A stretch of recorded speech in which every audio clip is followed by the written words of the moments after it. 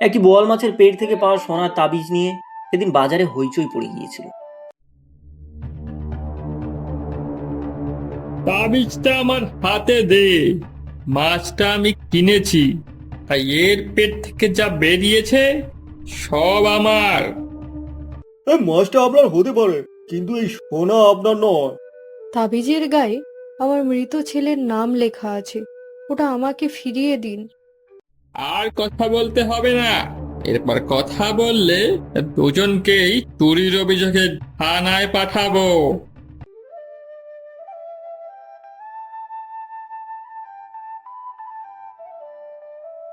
বরফের বাক্স থেকে মাছ নামাচ্ছে, সারা রাত না ঘুমানো, তার চোখ লাল। কি হয়েছে? এই সারা রাত ঘুমাসনি? এই মায়ের আবার জ্বর এসেছে। এই ডাক্তার রক্ত পরীক্ষা করতে বলেছেন।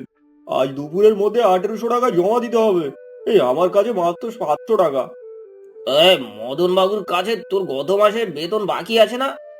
হ্যাঁ, 1200 টাকা পাই। এমন সময় মদন দোকানে ঢোকে।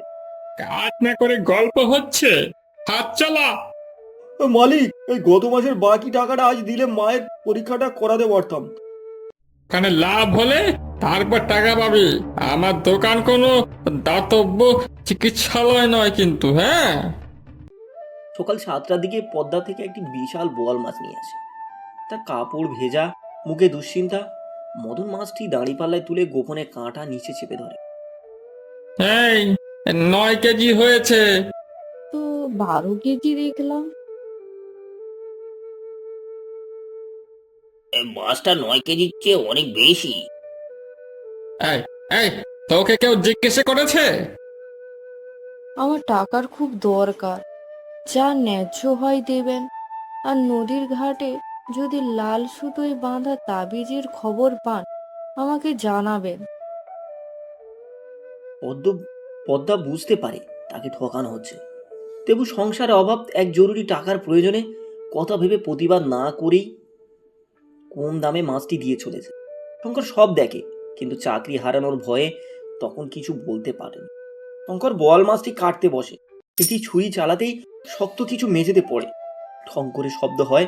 হারু জাল দিয়ে সেটি পরিষ্কার করে। দেখা যায় কাদামাকা লাল সুতোয় বাঁধা একটি ভারী সোনার তাবিজ। এই এ নিশ্চয়ই পদ্মা মাঝির হারানো দাবি। এই তাকে খবর দিতে হবে। মদন ছুটে এসে তাবিজটা কেড়ে নেয়। নদীতে নদীতে পড়ে যাওয়ার পরে মাছ এটা গিলেছে। আর মাছটা আমি কিনেছি, তাই তাই তাবিজটাও আমার। মাছ কিনেছেন বলে অন্যের হারানো সোনার মালিক হয়ে গেলেন? এই দোকান আমার, মাছ আমার, তাই সিদ্ধান্ত আমার। সে তাবিজে কাপড় মুড়ে টাকার বাক্সে লুকিয়ে রাখে। তোর মায়ের পরীক্ষার টাকা নিয়ে যা, তবে তাবিজের কথা কাউকে বলবি না। এই আমার পাওনা 1200, বাকি 800 কিসের? পুরস্কার ভাবতে পারিস। অসুস্থ মায়ের মুখে মনে করে শঙ্কর কাঁপা হাতে টাকা নেয়, কিন্তু টাকা পকেটে রাখতেই তার বুকের ভেতর অপরাধবোধ শুরু হয়। একদিকে মায়ের চিকিৎসা, অন্যদিকে একজন অসহায় মানুষের অধিকার। কোন পথ বেছে নেবে সে বুঝতে পারে না। অতটা দিয়ে ওষুধ কেনা যায় না, হ্যাঁ। টাকা দিয়েই ওষুধ কিনতে হয়। শঙ্কর মাছ সাজানোর সময় মদনকে ফোনে বলতে শোনে। হ্যালো, সোনার দোকান। একটা একটা পুরনো তাবিজ পেয়েছি। এ অন্তত অন্তত 30 গ্রাম তো হবেই। দুপুরে নিয়ে আসছি, নগদ টাকা রাখবেন। ওটা অন্য কারোর, এ স্মৃতি হতে পারে। পৃথিবীতে পৃথিবীতে স্মৃতির দাম নেই, সোনার দাম আছে। বেশি কথা বললে টাকা ফেরত নিয়ে তোকে কাজ থেকে বের করে দেব। তখন মায়ের চিকিৎসা কিভাবে করবি ভেবে দেখিস।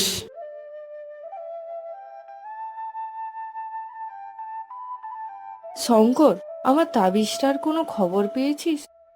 এখানে এখানে কিছু পাওয়া যায়নি। ওটা আমার ছেলের কুশল, তার প্রথম রোজগারের টাকা দিয়ে বানিয়ে দিয়েছিল। 12 বছর আগে শিবতলার ঘাটে একটা 7 বছরের ছেলেকে বাঁচাতে গিয়ে আমার ছেলে নদীতে ডুবে যায়। ছেলেটা বেঁচে ছিল, কিন্তু কুশল আর ফেরেনি।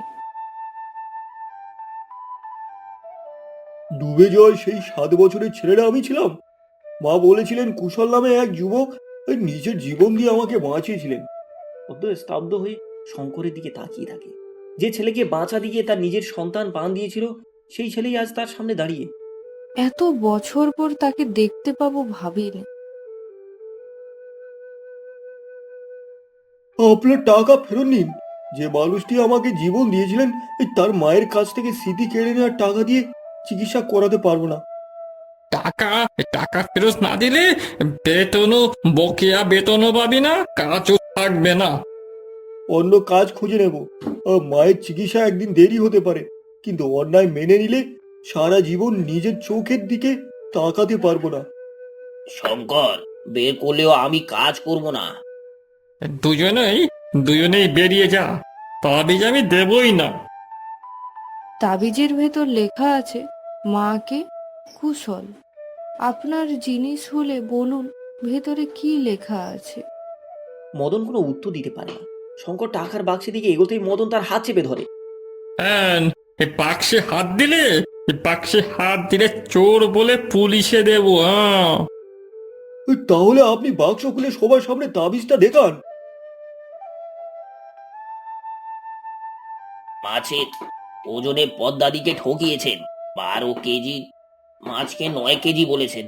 আমি সব দেখেছি।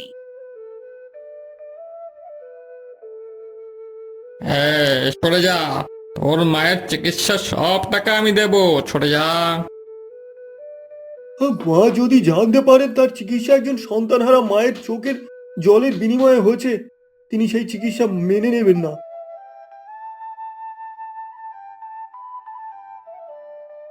দেখুন লেখা আছে মাকে কুশল।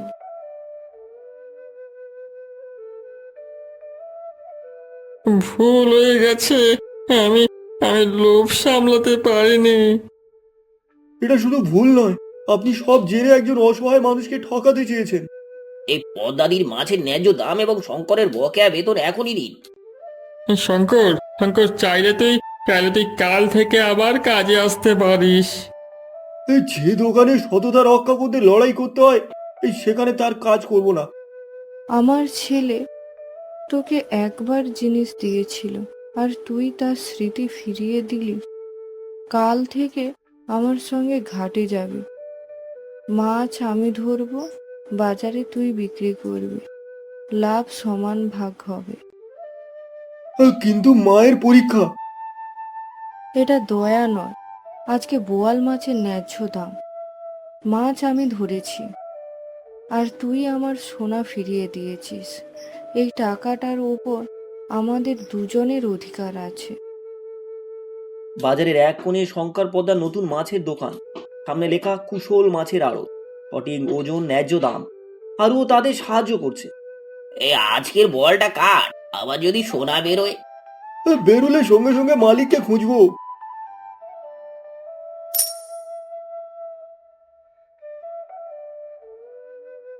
আরে সোনা নয়, 2 টাকার কয়েন।